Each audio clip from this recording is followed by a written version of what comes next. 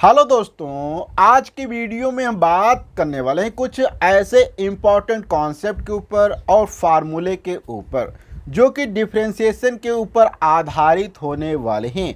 और ये वीडियो उन सभी लोगों के लिए काफ़ी ज़्यादा हेल्पफुल होने वाला है जो कि किसी भी कंपटीशन एग्ज़ाम की तैयारी करते हैं जहां पे भौतिक विज्ञान से संबंधित क्वेश्चन पूछे जाते हैं, चाहे वो आपका एग्ज़ाम पीजीटी का हो या टीजीटी का हो या एलटी ग्रेड का हो या यूपी पीसीएस का हो। क्योंकि हम सभी जानते हैं यदि आप भौतिक विज्ञान के क्वेश्चन को सॉल्व करते हैं तो उसके अंदर आपको ऐसे बहुत सारे क्वेश्चन मिलेंगे जहां पे डिफरेंशिएशन का यूज किया जाता है। तो आज हम देखेंगे क्या क्या इंपॉर्टेंट कॉन्सेप्ट हैं, ऐसे कौन कौन से फार्मूले हैं जो कि आपको क्वेश्चन सॉल्व करते समय काफ़ी ज़्यादा हेल्प प्रोवाइड करेंगे। तो बिना देर किए करते हैं आज का वीडियो स्टार्ट। तो सबसे पहले यहाँ पे हम समझते हैं कि डिफरेंशियल जो होता था, डिफरेंशिएशन क्या होता है, इसको हमें पढ़ने की क्यों आवश्यकता पड़ गई। अगर बात किया जाए कैलकुलस की, देखो कैलकुलस जो होता है हमारा, इसकी अगर बात करें तो कैलकुलस को हम क्या कर सकते हैं, बेसिकली दो पार्ट के अंदर क्या कर सकते हैं, डिवाइड कर सकते हैं। एक पार्ट इसका जो होता है डिफरेंशिएशन कहलाता है, जो कि आज के वीडियो में हम यहाँ पे पढ़ने वाले हैं कि डिफरेंशिएशन क्या होता है। और दूसरा पार्ट इसका क्या होता है, इंटीग्रेशन होता है। इंटीग्रेशन क्या होता है, इस पर तो हम सेपरेट वीडियो में डिटेल से बात करेंगे। और यहाँ पे जो इंटीग्रेशन होता है वो आपके डिफरेंशिएशन का बिल्कुल उल्टा होता है। तो आप कहें कि अगर यहाँ पे इंटीग्रेशन की बात कर रहे हैं तो अर्थात डिफरेंशिएशन का अपोजिट हो जाएगा। इसलिए अगर आपको डिफरेंशिएशन सही से मालूम है तो आप आसानी से इंटीग्रेशन कर सकते हैं। तो अब यहाँ पे थोड़ा सा बात करते हैं कि डिफरेंशिएशन होता क्या है। देखो, अगर बात किया जाए डिफरेंशिएशन अर्थात डिफरेंशियल कैलकुलस, तो इसके अंदर जब भी कोई चीज़ चेंजेस होती हैं तो उनके विषय में अध्ययन किया जाता है। चेंजेस में चाहे कोई चीज़ जो है बढ़ रही हो, चाहे कोई चीज़ क्या कर रही हो, घट रही हो, इसका जब अध्ययन किया जाता है तो इसे हम क्या कहते हैं, डिफरेंशियल कैलकुलस कहते हैं। अब इसके अंदर बहुत सारी चीज़ें होती हैं, जैसे कि किसी क्वांटिटी के अंदर किस प्रकार से चेंजेस होता है उस पर हमें पढ़ना पड़ता है। और जैसे कि एग्जाम्पल की बात किया, जैसे कि आपने देखा होगा कि आवर लाइफ में बहुत सारे एग्जाम्पल, जैसे कि ग्रोथ होती है किसी प्लांट की होती रहती है। एक्सपेंशन जो होता है किसी सॉलिड का, जब उसको गर्म किया जाता है तो उसका क्या होता है, एक्सपेंशन होने लगता है। वहीं पे आपने देखा होगा variation in the velocity of uniform accelerated object, अर्थात जब यूनिफॉर्म एक्सेलरेशन किसी ऑब्जेक्ट के अंदर वर्क करता है तो उसकी स्पीड क्या होती है, डायरेक्ट, अर्थात वेलोसिटी उसकी हमेशा चेंज होती रहती है। इसी प्रकार से growth in the population of the country, आपने देखा होगा आज के समय में हर एक कंट्री की पॉपुलेशन काफ़ी ज़्यादा बढ़ती जा रही है। तो किस प्रकार से बढ़ती है, ये भी क्या एक प्रकार से चेंजेस का एग्जाम्पल है। अब यहाँ पे थोड़ा सा हम आगे बढ़ते हैं। अब यहाँ पे हम देखते हैं क्वांटिटी एक्चुअल में क्या होती हैं, क्योंकि जब हम डिफरेंशियल पढ़ना चाहते हैं तो हमें क्वांटिटी भी मालूम होना चाहिए। कांस्टेंट क्या होते हैं, वेरिएबल क्या होते हैं, डिपेंडेंट क्या होते हैं, इंडिपेंडेंट क्या होते हैं, ये सभी चीज़ें हमें मालूम होनी चाहिए। तो सबसे पहले बात करते हैं क्वांटिटी। देखो, क्वांटिटी को अगर हम देखा जाए तो क्वांटिटी वैसे तो बेसिकली जो है दो पार्ट के अंदर हम क्या कर सकते हैं, डिवाइड कर सकते हैं। एक क्वांटिटी होती है जिनको हम लोग मेजर नहीं करते हैं, जिनको हम कैलकुलेट नहीं करते हैं, जिनको हम क्या कहते हैं, नॉन मेजरेबल कहा जाता है। वैसे तो ये देखा जाए तो फिजिक्स का ही एक टॉपिक है जहाँ पे फंडामेंटल क्वांटिटी पे हम बात करते हैं। तो नॉन मेजरेबल क्वांटिटी होती है, दूसरे प्रकार की क्या कहलाती है, मेजरेबल क्वांटिटी होती हैं। तो मेजरेबल क्वांटिटी के ऊपर ही हम बात करने वाले हैं। जैसे कि मेजरेबल में क्या हो जाएगा, लेंथ हो जाएगा, मास हो जाएगा, टाइम हो जाएगा, स्पीड हो जाएगा, बल हो जाएगा, कार, ये सभी चीज़ें क्या होती हैं, हमारी मेजरेबल में आती हैं। नॉन मेजरेबल में जैसे कि आप कितना खुश हैं, आप कितना नाराज़ हैं, आप कितना परेशान हैं, इनका कोई मेजरमेंट नहीं किया जा सकता, इसलिए इनको हम क्या कहते हैं, नॉन मेजरेबल क्वांटिटी कहते हैं। तो जो भी हम यहाँ पे बात करेंगे वो सभी क्या मेजरेबल क्वांटिटी पे बात करने वाले हैं।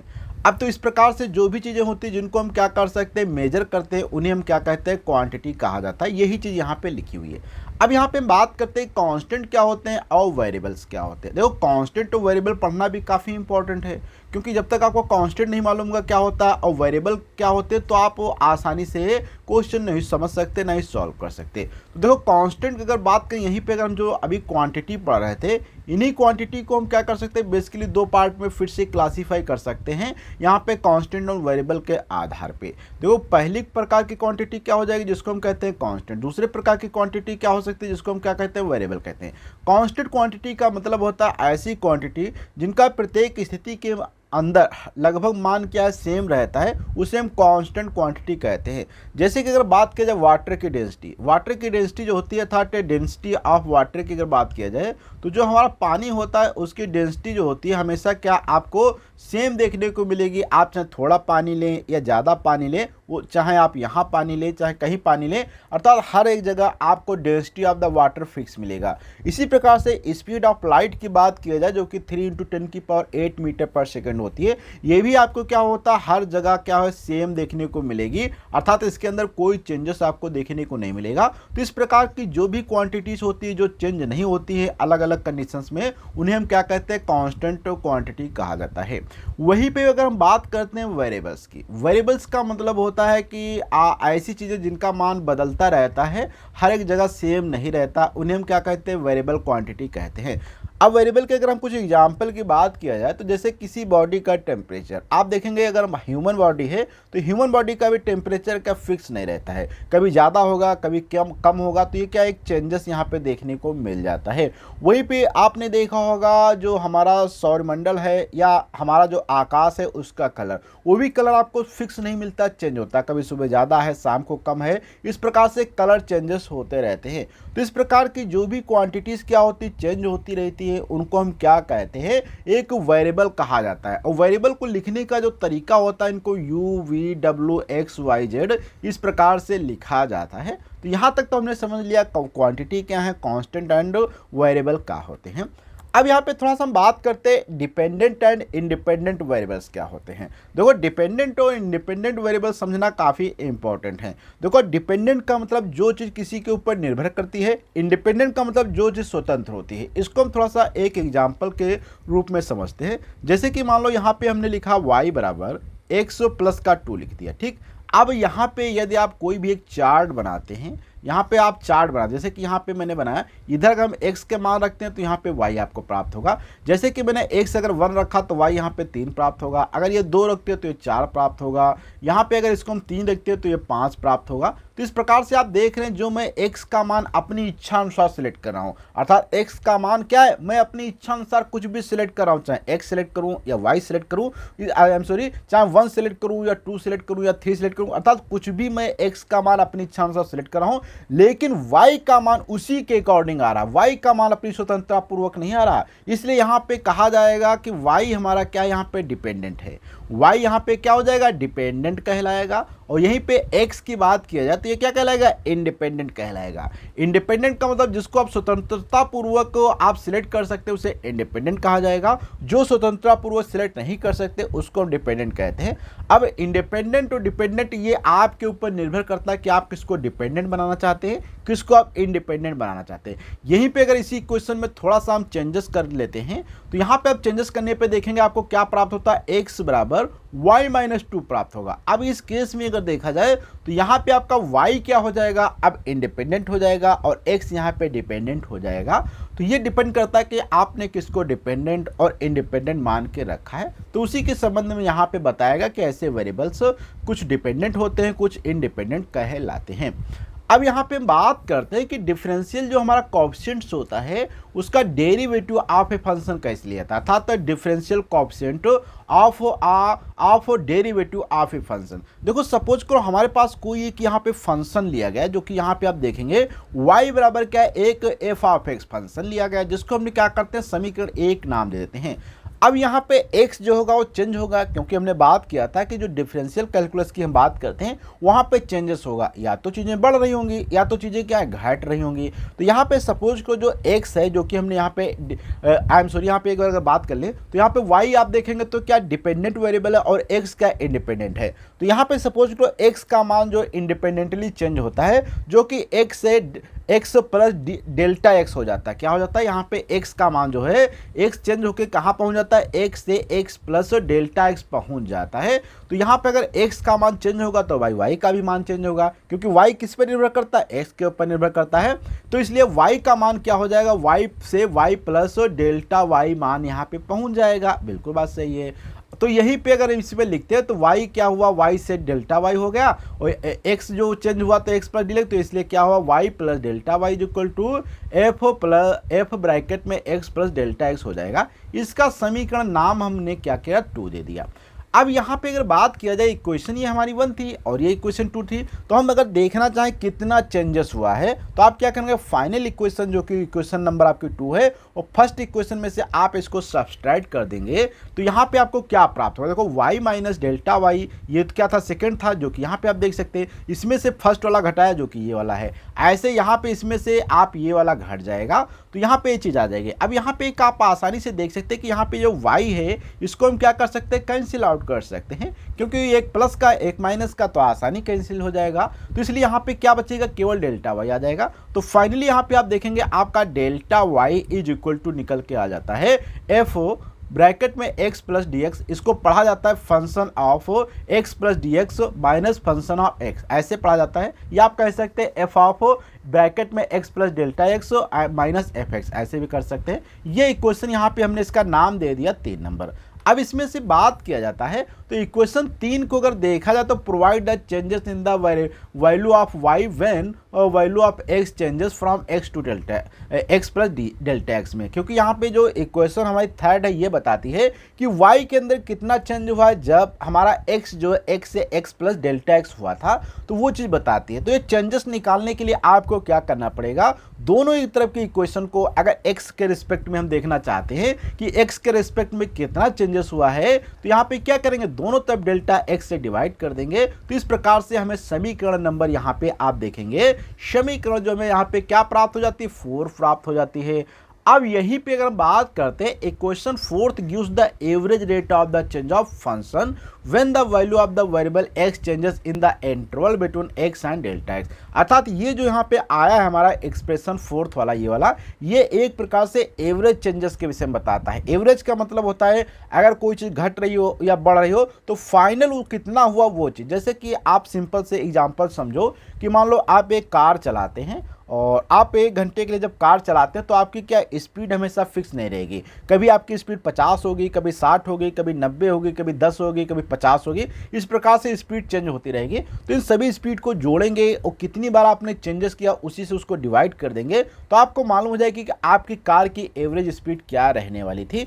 तो इस प्रकार से यहाँ पे हम बात करते हैं taking limits on the both sides, तो यहाँ पे हुआ। अब यहाँ पे अगर हम दोनों तरफ क्या करते हैं, लिमिट्स ले लेते हैं। बोथ साइड था डेल्टा एक्स अप्रोचेस टू 0, अर्थात यहाँ पे जो चेंजेस हुआ, अगर हम बात करें चेंजेस जो है बहुत ही छोटा है, अर्थात तो 0 के पास लगभग पहुंच रहा है। अर्थात चेंजेस जैसे कि सपोज करो यहाँ पे एक ये बड़ा पॉइंट है, इसी पॉइंट को हम थोड़ा सा यहाँ से अगर इधर शिफ्ट करें, इतना पास में शिफ्ट करें कि ये पता भी ना चले। इस प्रकार से यहाँ पे तो जैसे ये स्पेस ये दिखाई दे रहा है, यहाँ से यहाँ तक हम ले गए हैं, लेकिन यहीं पे अगर इतना हल्का सा माइनर सा चेंज करते हैं कि ये पॉइंट बिल्कुल इसी के पास में रहता, तो इसे हम क्या करते हैं, लगभग 0 के बराबर। 0 का मतलब ये होता है कि जैसे मान लो एक तालाब है जो कि उसके अंदर बहुत सारा पानी भरा हुआ, उसमें से अगर आप कुछ ml पानी निकालें, जैसे 10 ml 15 ml, तो उसमें कुछ भी आपको पता नहीं चलेगा। इस प्रकार के चेंजेस को क्या कहता है, लगभग यहाँ पे वाटर का पानी जो है तालाब के अंदर 0 लेवल घटा होगा। इसी प्रकार से डेल्टा एक्स तब लगभग 0 के बराबर हो जाएगा। तो यहाँ पे लिमिट हम दोनों तरफ ले लेंगे और इसके बाद हम देखेंगे कि यहाँ पे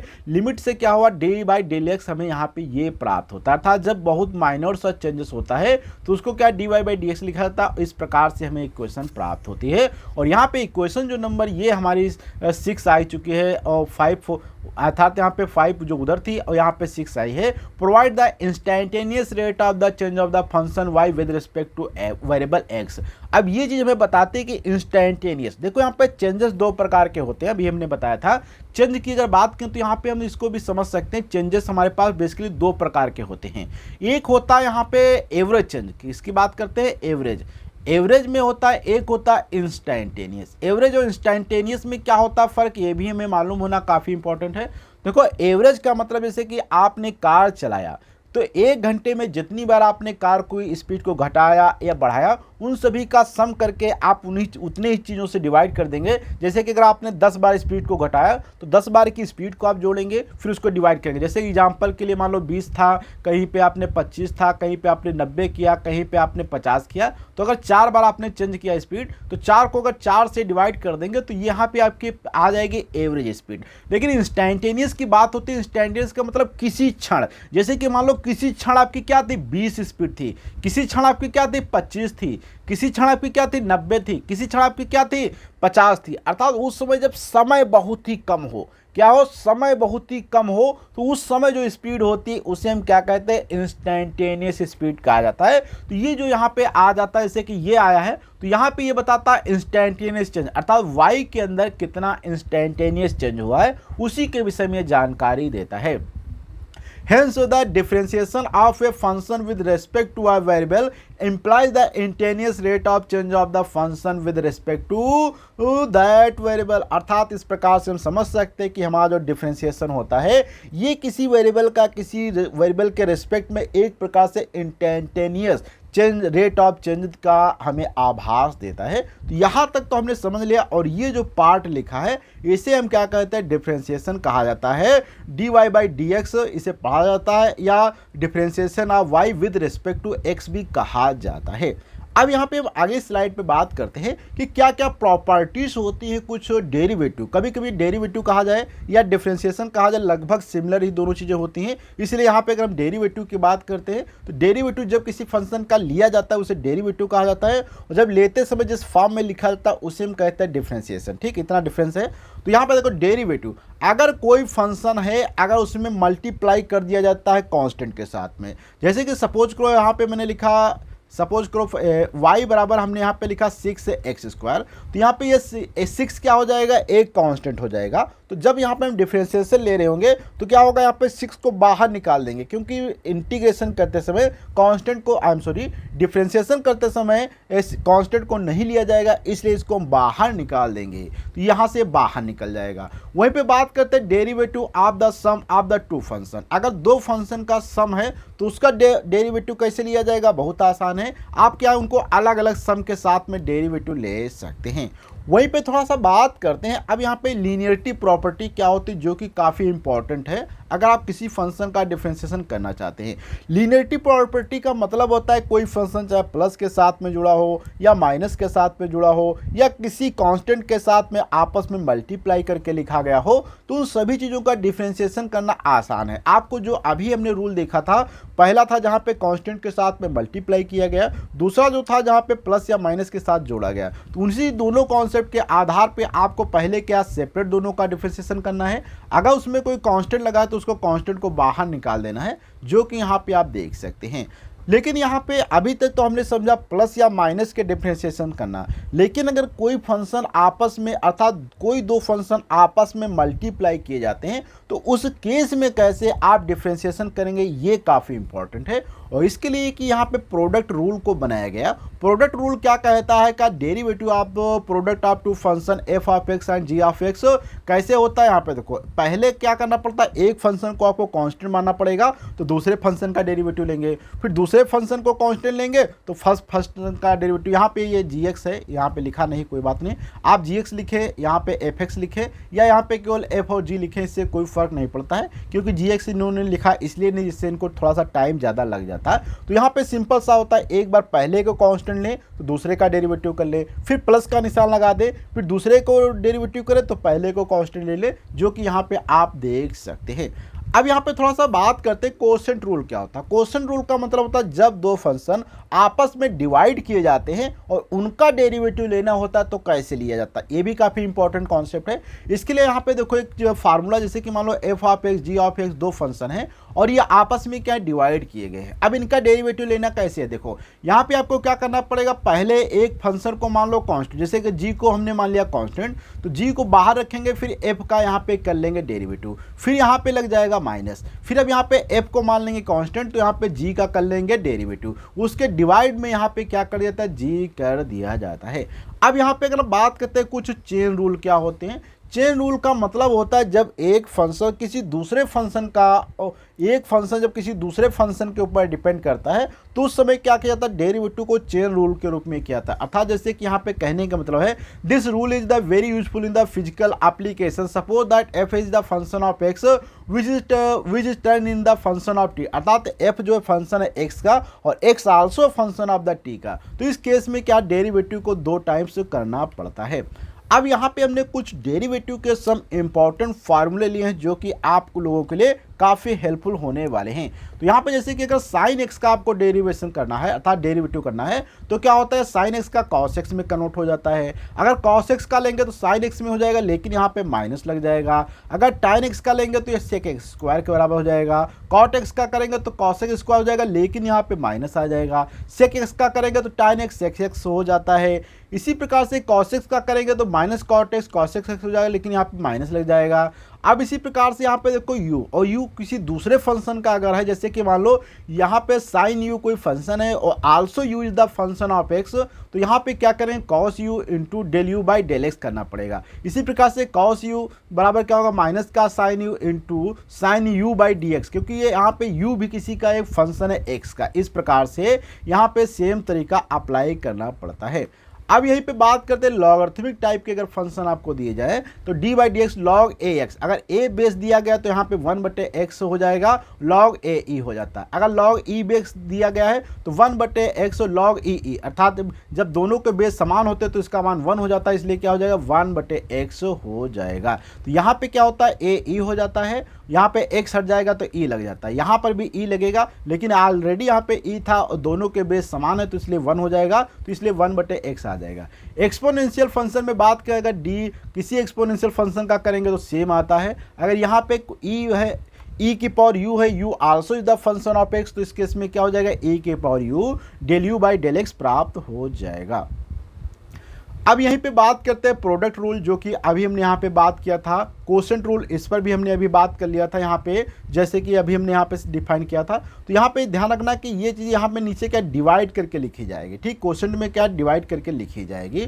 चेन रूल होता है आउटसाइड, इस पे आप डिटेल से पढ़ भी सकते हैं। और यहाँ पे ये मैंने 2 चीज़ें यहाँ पे तक लिखी हैं। मैक्सिमम मिनिमा का कॉन्सेप्ट जो होता है, मैक्सिमम मिनिमा पे थोड़ी सी बात करते हैं। देखो मैक्सिमम और मिनिमम निकालना काफ़ी जरूरी है, इसको समझते हैं ग्राफ से। जैसे कि मान लो यहाँ पे एक ये ग्राफ इस प्रकार से वेरी करता है, तो यहाँ पे आप देखेंगे ये पॉइंट क्या मैक्सिमम पॉइंट पे यहाँ पे मिनिमम है। तो ये पॉइंट किसी फंक्शन के निकालने के लिए हमें डिफरेंशिएशन का यूज करना पड़ता है। इसमें किया क्या जाता है कि पहले एक बार डेरिवेटिव लेके उसको 0 लिखा जाता है, जिससे कि ये आपको पॉइंट पता हो जाएंगे, ये पॉइंट टू ये पॉइंट। उसके बाद किस पॉइंट पे मैक्सिमा होगा या मिनिमा होगा ये मालूम करने के लिए आपको क्या करना पड़ता है, इसका एक सेकेंड बार डेरिवेटिव लेना पड़ता है। कैसे लेना पड़ता है, सेकेंड बार डेरिवेटिव लेना पड़ता है और उस डेरिवेटिव में आप जो कि अभी आपके जो मान आए थे वो रखेंगे। अगर वो 0 से क्या है छोटा आ रहा तो इसका मतलब क्या होगा मैक्सिमा होगा।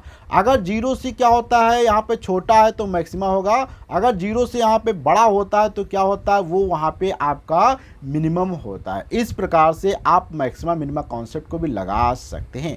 वहीं पे ये मैंने शॉर्ट में भी लिख दिया, अगर 0 है और उसके बाद यहाँ पे रखेंगे तो मिनिमा कंडीशन हो जाएगी और ये क्या हो जाएगी मैक्सिमा कंडीशन हो जाएगी। तो आज की वीडियो में हमने कुछ इंपॉर्टेंट फार्मूले और कॉन्सेप्ट के ऊपर बात किया जो कि डिफरेंशिएशन के ऊपर आधारित थे। अगली वीडियो मिलेंगे कुछ नए कॉन्सेप्ट के साथ में, कुछ नए फार्मूले के साथ में। जब तक के लिए धन्यवाद।